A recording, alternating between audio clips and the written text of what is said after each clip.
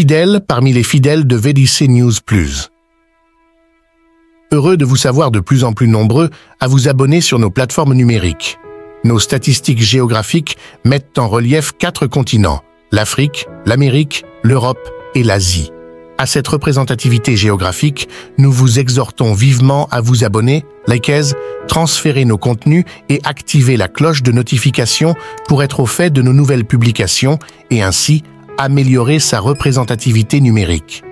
Le prétexte de cette mobilisation de la rédaction de votre chaîne d'information est le désir vif d'apporter toute lumière sur la vision spirituelle et la régularité juridique qui encadre la convocation et l'organisation de la Convention universelle de Mombo 2023 par le Bureau exécutif provisoire, pour un rafraîchissement historique.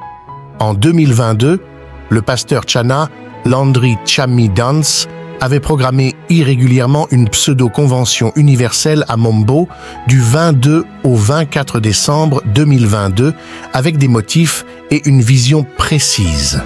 D'abord, la vision. Dans une croyance puérile, il se disait que la Convention universelle est une instance supérieure aux statuts et règlements de la VEDC, donc les décisions prises lors de ce rassemblement sont au-dessus des textes réglementaires de la VEDC. Il croyait donc que la tenue de la Convention par tous les moyens lui donnerait toute légitimité en tant que PCA, le consacrerait comme tel. C'était malheureusement une grossière erreur. Sur le plan réglementaire, il voulait profiter de cette convention pour nommer des responsables, pasteurs, diacres, etc., et même imposer des mains. Malheureusement, patatras.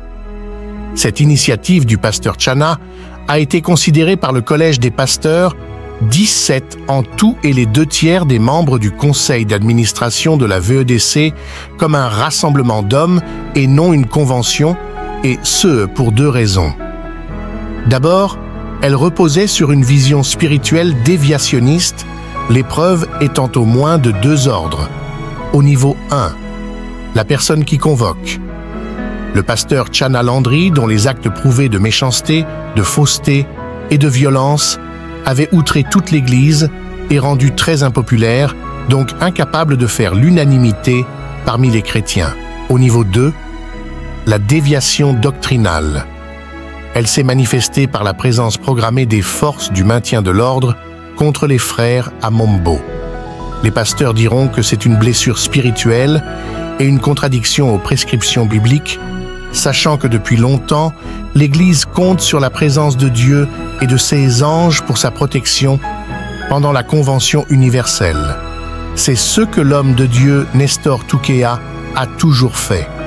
Après donc la déviation, le deuxième aspect est celui du non-respect des modalités statutaires. En effet, selon nos statuts, c'est le responsable général de la VEDC qui organise la Convention universelle, qualité qui n'est pas reconnue au pasteur Landry Chana. Le rejet de cette qualité de responsable général est manifeste à 3 niveaux. Premièrement, le rejet du PV falsifié par le MINAT où le pasteur Landry s'était autoproclamé responsable général de l'œuvre en remplacement de l'apôtre Nestor Toukéa, ce qui était faux au regard de leur accord de la nuit du 12 février 2021 avec le pasteur abbé François. Deuxièmement, le 10 février 2022, le pasteur abbé François avait dénoncé cet accord au regard du non-respect par le pasteur Chana de ses prérogatives comme responsable spirituel de l'œuvre. Notons enfin, pour le signaler, que le pasteur Chana Landry Chammy Dance a été déchu de son mandat de membre du conseil d'administration du 6 mars 2019 par une résolution du conseil d'administration du 12 mai 2023. Les conséquences.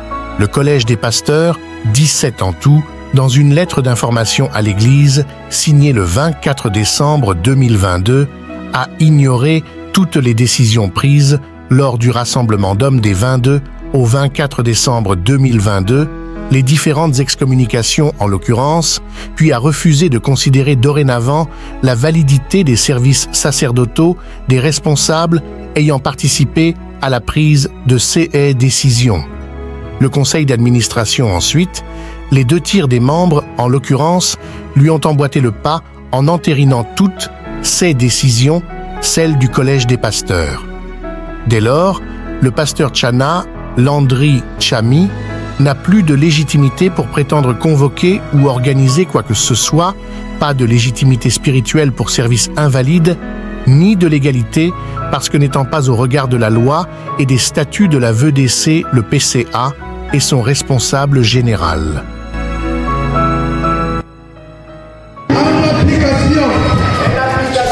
En application de l'article 10, alinéa 2, 17e tiret des statuts de la Église du Cameroun, et conformément aux résolutions de la session extraordinaire du Conseil d'administration du 18 mars 2023 à Yos, nous informons la communauté chrétienne